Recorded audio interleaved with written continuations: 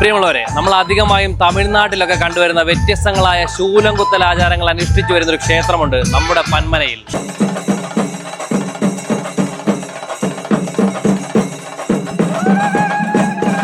തെക്കൻ കേരളത്തിലെ ഏക അറുമുഖ സ്വാമി ക്ഷേത്രമായ കറങ്ങയിൽ ശ്രീ അറുമുഖ സുബ്രഹ്മണ്യ സ്വാമി ക്ഷേത്രത്തിലെ തൈപ്പൂയ കാവടി മഹോത്സവത്തോടനുബന്ധിച്ചാണ് ഈ ആചാരാനുഷ്ഠാനങ്ങൾ നടന്നു വരുന്നത്.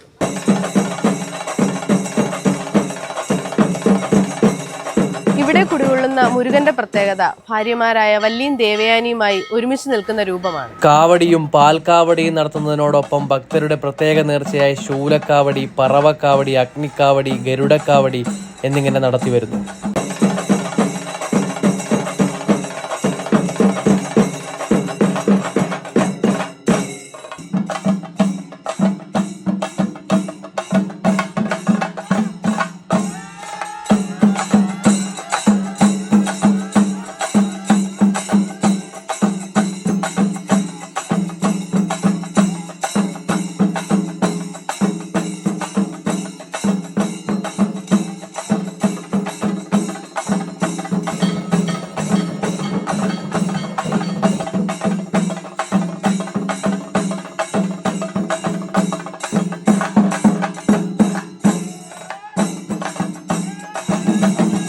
നാൽപ്പത്തിയൊന്ന് ദിവസം ക്ഷേത്രത്തിൽ താമസിച്ച് കഠിന വ്രതമെടുത്ത് കാപ്പ് കെട്ടിയാണ് കാവടി എടുക്കുന്നത്.